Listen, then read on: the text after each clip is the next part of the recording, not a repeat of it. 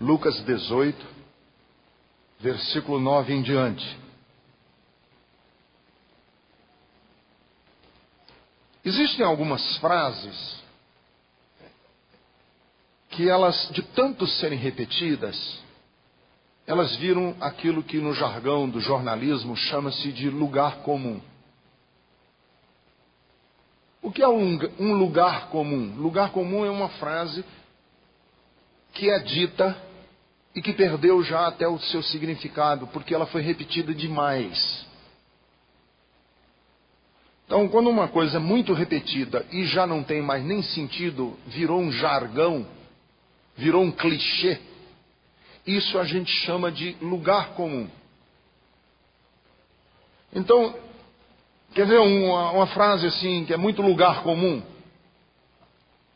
Não julgue ninguém pela aparência.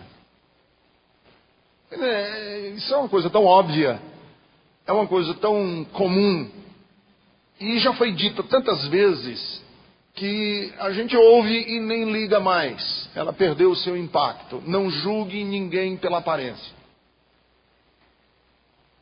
Mas essa frase, embora desgastada, não julgue ninguém pela aparência, nela está o espírito desta parábola que Jesus contou aqui. Jesus contou uma parábola muito interessante, e essa parábola é para mim e para você. Porque ele disse que foi para... O Lucas diz aqui, né, que é o escritor, ele diz assim, foi para alguns que confiavam na sua própria justiça e desprezavam os outros. Para eles, Jesus contou essa parábola. Então tinha um público específico.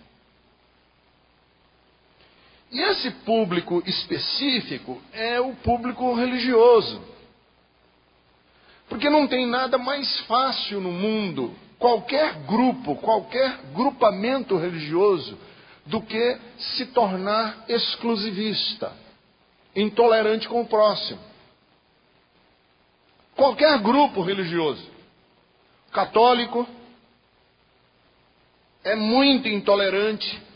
Um católico mesmo, ciente dos brios do seu catolicismo romano, ele corre o risco, vamos colocar assim, ele corre o risco de se tornar intolerante com os evangélicos.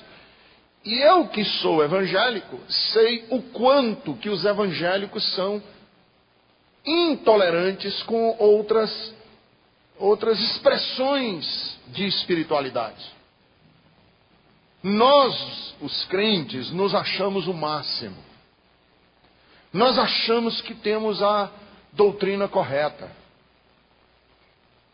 E para esse grupo específico, quer dizer, para qualquer grupo, porque esse é um perigo que a religião corre, se tornar exclusivista, se tornar intolerante com o outro, de achar que nós somos os detentores de toda a verdade, que nós somos o grupo mais certo que existe na Terra.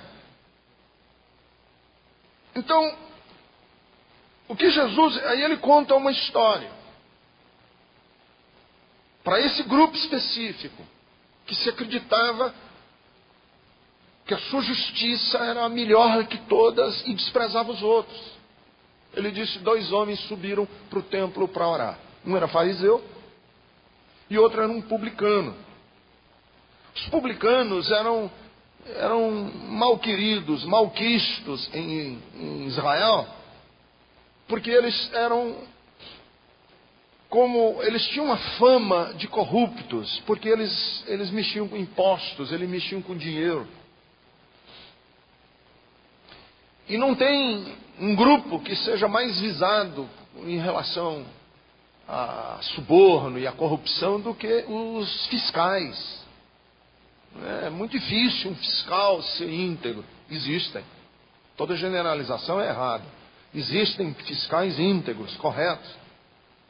Mas o senso comum diz que os fiscais são corruptos. Pois foi um fiscal orar e um religioso. Subiram para o templo para orar. Então, o que ele quer dizer para nós aqui, na verdade, é que nós não devemos nunca imaginar que Deus se impressiona com demonstrações piegas de religião.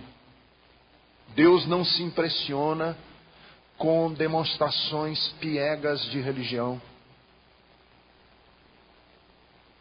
Que eu que sou de uma origem pentecostal, vi muito acontecer em igrejas pentecostais, um frenesi religioso, que no fundo, para ser honesto, não tinha nada a ver com Deus, era para impressionar as pessoas ao redor.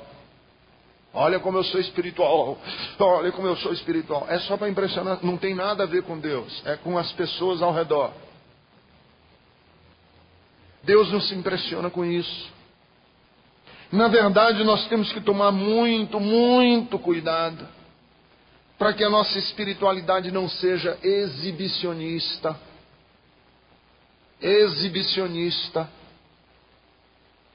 vaidosa, prepotente, arrogante. Temos que tomar cuidado, porque nós estamos lidando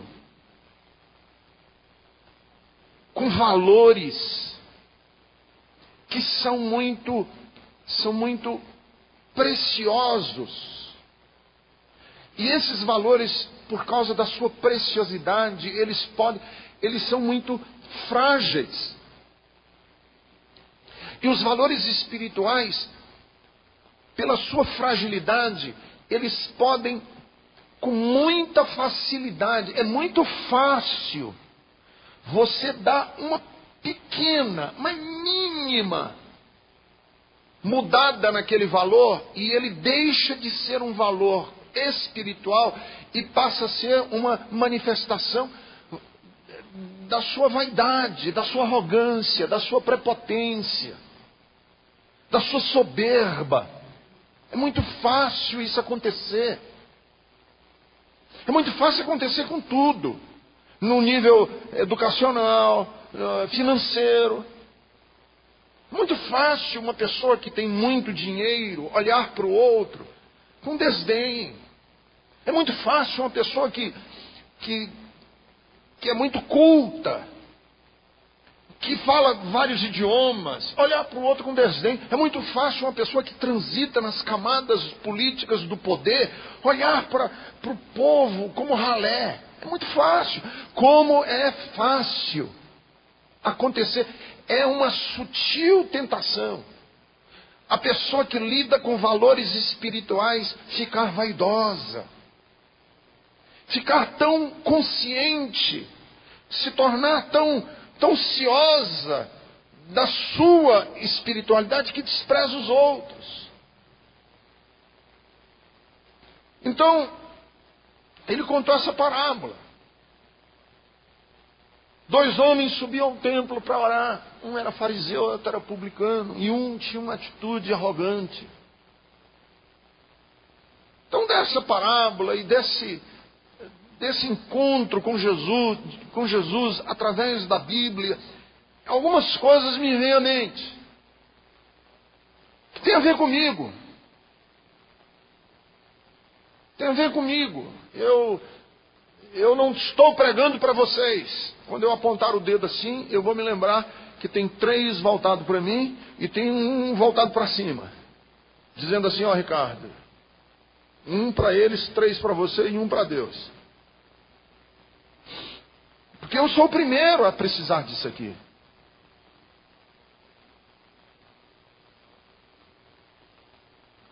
Primeira coisa que Jesus mostra aqui é o seguinte: não fale com Deus como quem tem direito ou legitimidade para reivindicar qualquer coisa. Não fale com Deus como se você tivesse direito, como se você tivesse legitimidade para reivindicar qualquer coisa. Porque o homem orou e no íntimo dele, ele está dizendo o que para Deus? No íntimo deste homem, o que ele está dizendo para Deus? Deus, eu mereço. Eu vou falar contigo, mas eu vou falar contigo noutra categoria.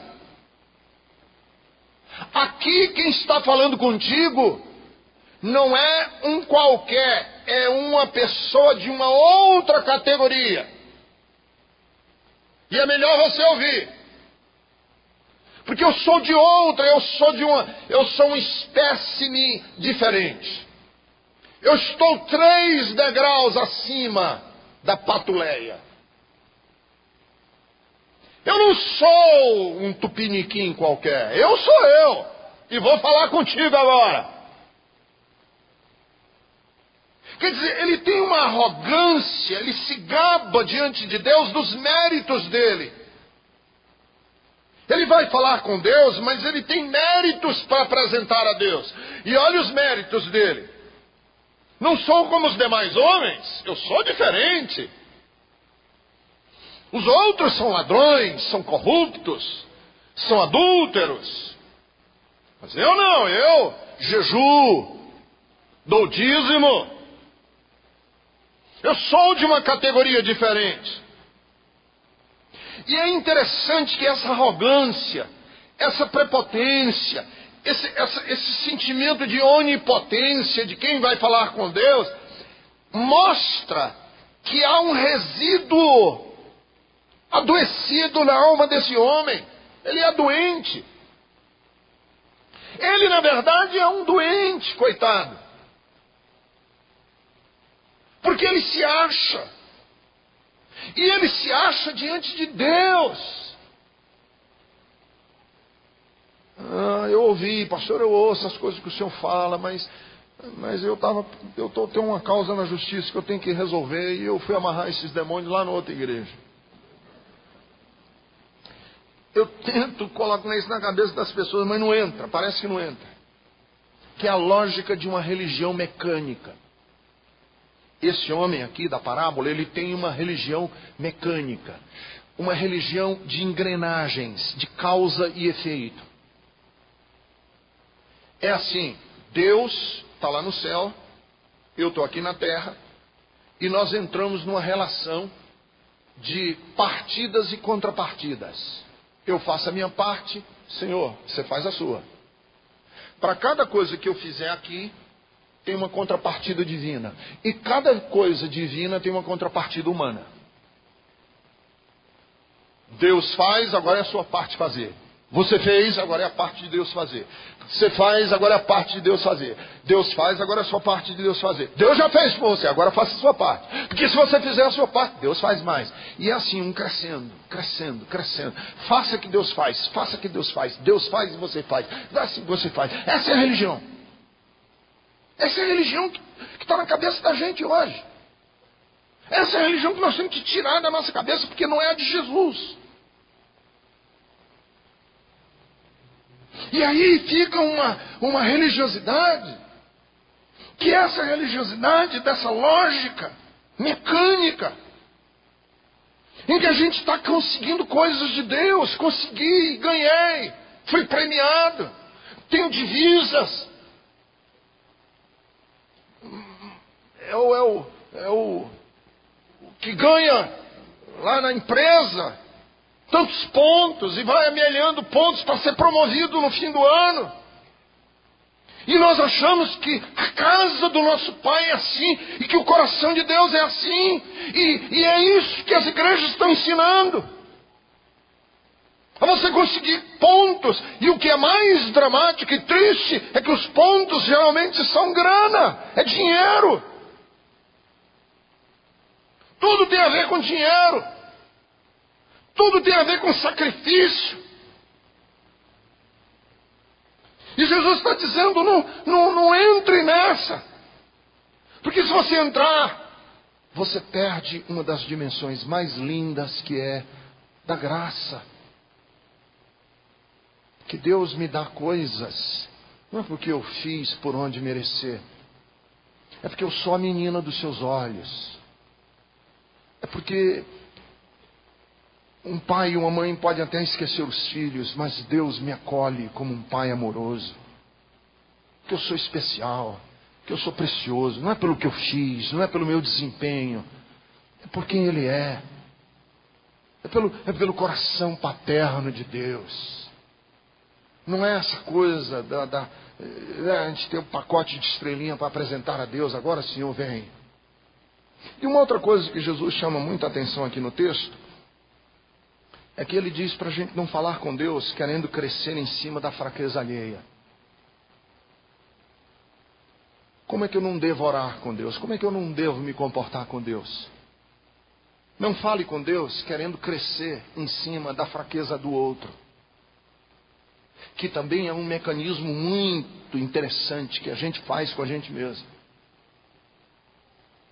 É que para ganhar cacife com Deus, ganhar crédito com Deus, a gente olha e se compara com pessoas menos, pelo menos na nossa ótica, menos virtuosas do que nós mesmos. E essa lógica, ela acaba sendo perversa. Por que ela é perversa? Porque eu fico então à cata, eu fico procurando, às vezes morbidamente, pessoas ruins para dizer assim, pelo menos eu não sou assim. Então você dá um tapa na cara da mulher e diz assim, mas pelo menos eu não esfaqueei você. Tem marido que esfaqueia. Se dê por feliz por ter um cara como eu. Não é verdade? Acaba sendo. Graças te dou, Deus. Que eu, quando vou roubar, eu roubo só coisas pequenas. Te dou graça que eu nunca roubei grandes quantidades de dinheiro. Meus roubinhos só são bestas. E aí entra numa questão, que é uma questão horrível. É que você monta, você constrói a sua identidade desfazendo do outro. E você vive a vida inteira diminuindo as pessoas ao seu redor para encobrir aquilo que você é na verdade. Você sempre vai achar pessoas menos. Então, nossas relações com Deus acabam sendo assim, comparativas. É um pecado horrível quando a gente quer subir com Deus desfazendo dos outros. Não fale com Deus achando que Deus se impressiona com preces bem elaboradas. Deus não ouve o que você fala. Deus ouve o que o seu coração fala. Eu ouvi uma ilustração há um tempo atrás que eu achei muito interessante.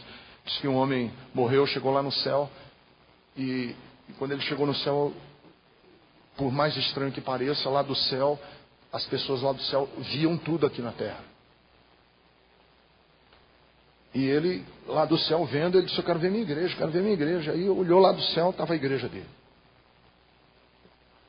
E ele ficou ouvindo, olhando a igreja e tudo surdo. O coral foi cantar, som nenhum. O pastor foi orar, nada. E o baterista batendo na bateria, som nenhum, zero, tudo calado, silêncio absoluto. E ele cutucou o anjo e disse, o que está acontecendo? O anjo disse, espera um pouco. Aí daqui a pouco, ouviu uma oração que foi feita lá na igreja dele. Era uma senhora, uma velhinha, 69 para 70 anos de idade, no canto, orando e dizendo, Senhor, tem... E ele ouviu. Ele falou, mas interessante, eu não ouvi ninguém, só ouvi essa velhinha. E aí o anjo falou, é porque aqui do céu a gente não ouve o que as pessoas falam, a gente ouve o que o coração das pessoas fala. E esta é a única pessoa na sua igreja que ora com o coração. O que foi que Jesus disse a respeito da oração desse homem? 2 homens subiram para orar, um fariseu em pé, orava no íntimo. O que é que ele estava orando? Ninguém sabe. A gente só sabe o que ele estava dizendo no íntimo dele, no coração dele. Porque isso é que Deus ouve. O que você fala no seu coração é o que Deus ouve. Por isso é que a Bíblia diz: esse povo me louva com os lábios, mas o coração está longe de mim. Você pode ficar blá blá blá blá blá blá blá blá blá blá igual uma matraca, blá blá blá blá blá blá blá blá blá blá blá e fazendo compras no supermercado. Eu já me flagrei muitas vezes orando assim: Senhor meu Deus, e tal, em minha cabeça passeando e pensando, e olhando as coisas e pensando. E é horroroso! Porque ele estava falando uma oração, com certeza, bem bonita, mas no coração dele ele estava desfazendo do próximo. E Deus disse: eu estou ouvindo não o que você fala, eu estou ouvindo o que o seu coração está dizendo. E o que o seu coração está dizendo é: eu te agradeço porque não sou como os outros homens, ladrões, corruptos, adúlteros, e nem mesmo como este publicano.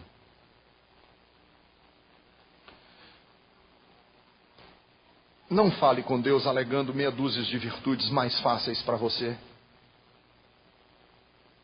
Você sabe um outro jogo que a gente faz? A gente elege meia dúzia de virtudes que a gente é bom nelas. Tem meia dúzia de coisas que eu sou bom. Então, eu quando vou falar com Deus, eu falo daquilo que eu sou bom, eu não falo daquilo que eu não sou bom. Então é fácil eu ir orar e desenvolver uma religião em que eu, nas coisas que sou bom, nas coisas que eu domino, eu exerço uma religiosidade, na verdade, hipócrita, né? Demagógica. E aí a gente vai à cata da Bíblia aqui, das coisas que para nós fica fácil da gente bater, criticar nos outros. E aí os nossos defeitos, as coisas que precisam ser lidadas na nossa vida.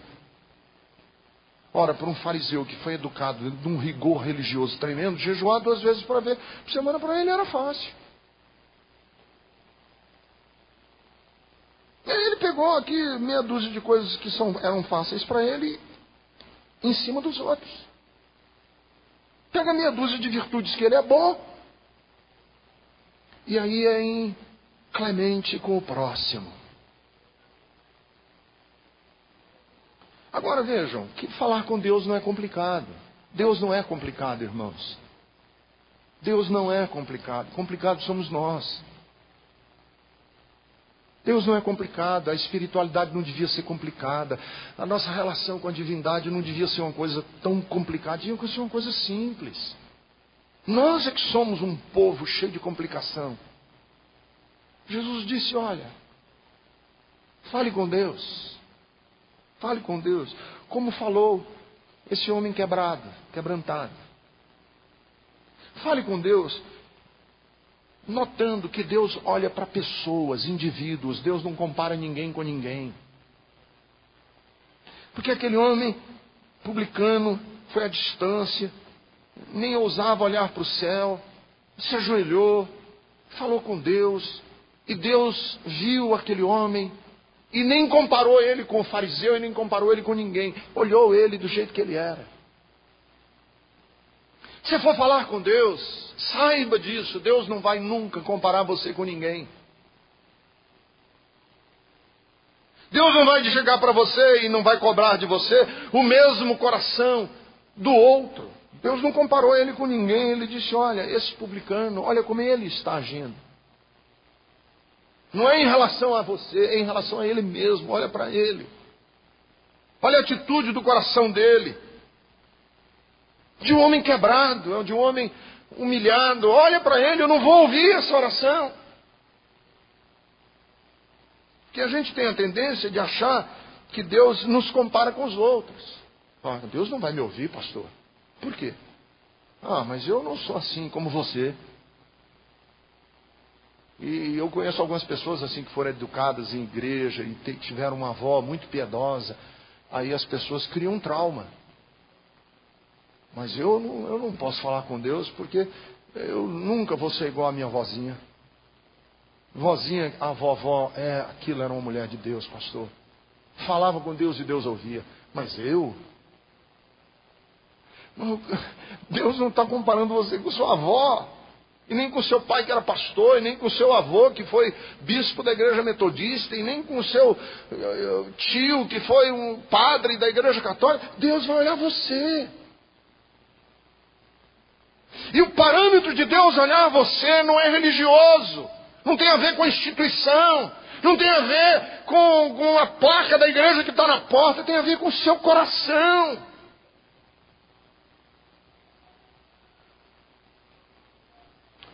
Fale com Deus com a percepção de que Ele é misericordioso.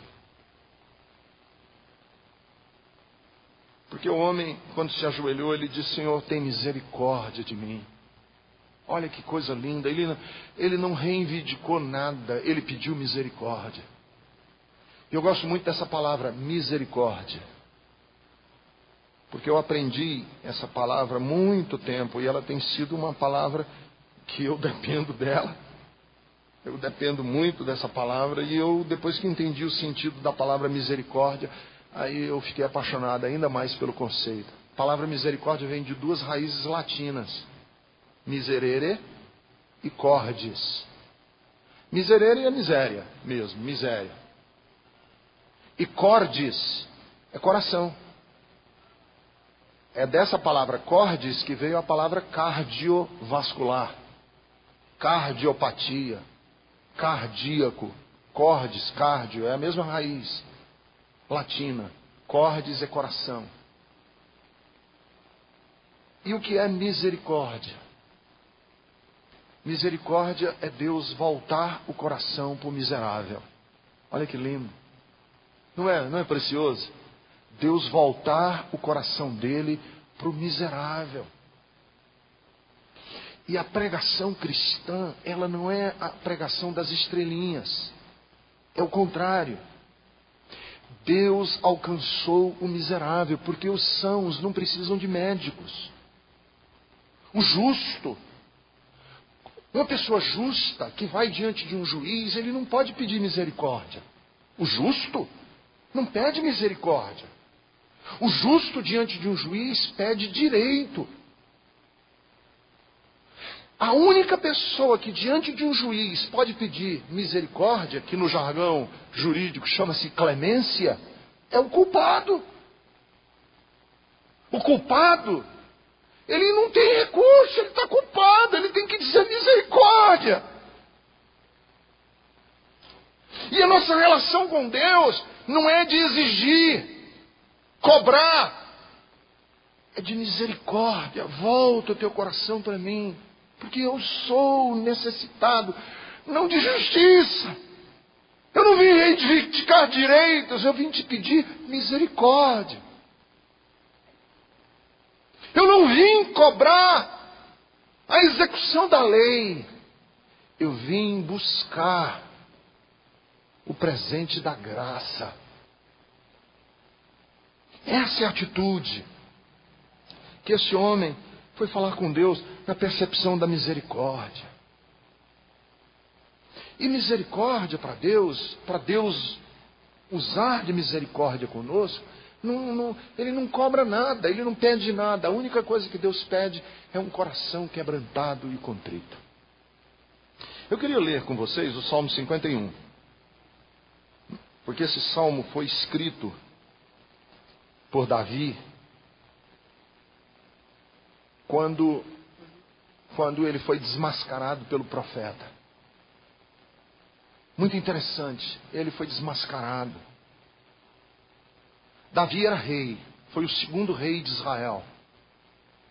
Foi o rei mais amado de Israel, de todos. E Davi era rei, irmãos. Ele era rei na época em que o Estado e o rei se confundiam. Lembram dos reis franceses que diziam: Estado sou eu? Pois nessa época de Davi aqui, ele é rei, mas é rei que em si ele tem o poder executivo, legislativo e o judiciário. Ele faz as leis, ele executa e ele julga, tudo junto, num só. Ele é o Davi, rei de Israel, tem poder de vida e de morte. Você morre, você vive, você morre. Ele apontava o dedo, o cara morria. Pois esse Davi teve um drama na vida dele, que aconteceu porque um dia ele estava andando no pátio da casa dele, em cima era um lugar alto. Ele estava andando no pátio da casa e ele olhou e uma mulher muito linda estava tomando banho nua. E ele olhou para aquela mulher e ele era rei. Ele era rei. Numa época de poligamia, que ele podia ter qualquer mulher que ele quisesse, quantas ele quisesse, a hora que ele quisesse. Ele olhou aquela mulher linda tomando banho. Ele disse: eu quero aquela mulher. E uma pessoa foi a ele e disse: Sua Majestade, você pode ter qualquer uma no reino. Escolha qualquer mulher que você quiser, mas essa você não pode ter. Por quê? Porque essa é a esposa de um dos mais fiéis generais que você teve e que você tem. Ele se chama Urias, inclusive está no campo de batalha. E aí, olha como é que funciona a cabeça das pessoas. Campo de batalha, a mulher sozinha, manda ela vir ter comigo. E ele adulterou. E a Bíblia diz que um abismo chama outro abismo. E Deus estava tomando conhecimento de tudo isso. Chamou o profeta Natã. E Natã foi até o rei e disse: eu preciso falar com o rei, mas olha, o rei pode matar também o profeta. Aí o profeta disse: eu tenho que pegar esse rei no contrapé. Ele não pode se dar conta do que está acontecendo. E ele bolou uma parábola. Contou uma historinha para o rei. Disse: Sua Majestade, o profeta chegou para o rei e disse: Sua Majestade, tinha um homem aqui perto que eu queria que o senhor julgasse a causa dele. E o rei disse: Pois não. Ele era legislativo, executivo e judiciário, tudo junto. Pois não. Pois julgue essa causa. Tinha um homem muito rico. Muito, muito, muito rico. Ele tinha muita ovelha no aprisco dele. Muita ovelha. Pois não é que esse rico, riquíssimo, cheio de ovelha em casa, recebeu a visita de um hóspede que se hospedou na casa dele. E ao invés dele pegar uma ovelha das muitas que ele tinha, ele foi na casa do vizinho, que era pobre, morava na choupana,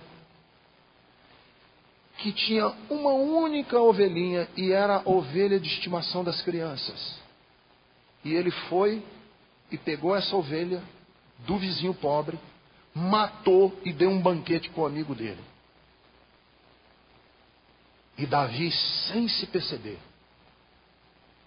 o homem disse: eu queria que Sua Majestade dissesse do que é digno tal homem. Merecedor do quê? E Davi disse: tal homem é digno de morte, pela sua inclemência.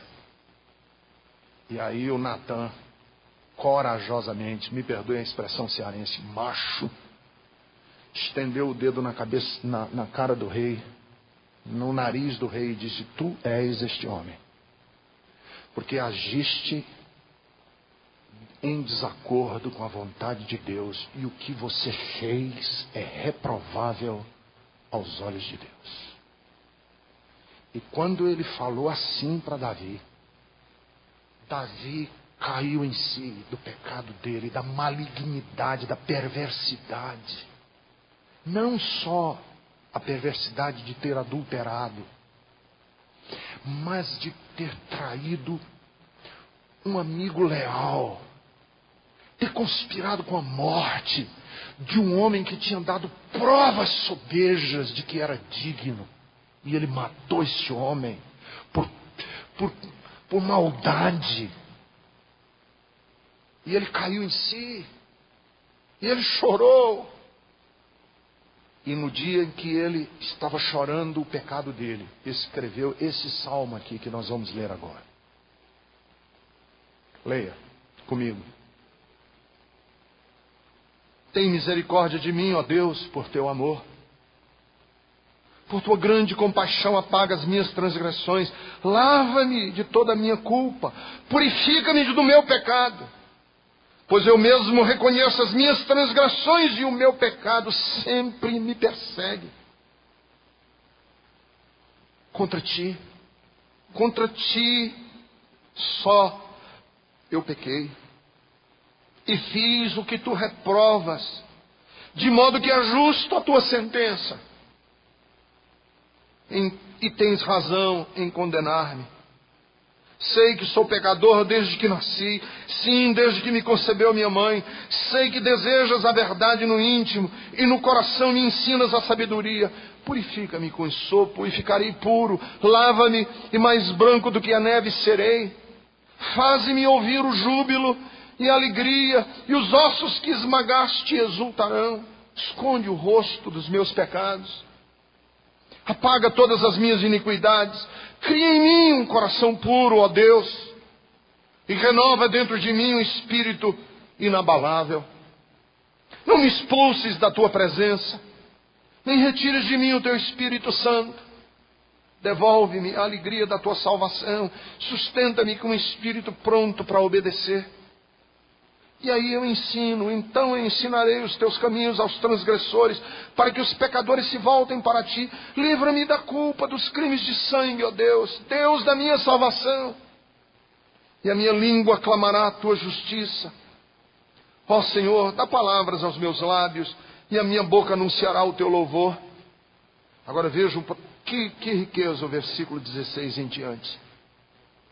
Não te deleitas em sacrifícios, nem te agradas em holocaustos, senão eu daria. Os sacrifícios que agradam a Deus são um espírito quebrantado, um coração quebrantado e contrito, ó Deus, tu não desprezas.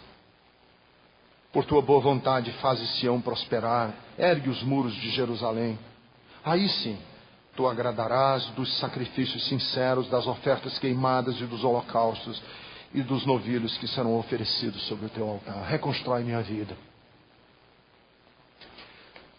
E esse princípio é que Deus não olha para currículo. Deus não olha para currículo vitae de ninguém. Quando você se apresentar diante de Deus, não existe currículo, não tem título. Não é porque é rei, não é porque é ninguém. Deus não valoriza sacrifício, nem oferta. E a gente não compra. E na entrada da sala de Deus não tem pedágio. O que agrada a Deus é um coração contrito e quebrantado. É uma alma verdadeira diante dele. E Davi disse, porque se fosse sacrifício eu fazia. Ele era rei, ele dizia, eu mandava matar 10.000 bois, eu mandava matar 5.000 ovelhas, eu fazia um monte de coisa, mas não é isso. É um coração contrito e quebrantado. E eu queria dizer para você hoje, amigo, que para falar com Deus você não precisa de ostentação, de mostrar nada, só precisa de uma coisa: que você se aproxime de Deus com um coração verdadeiro.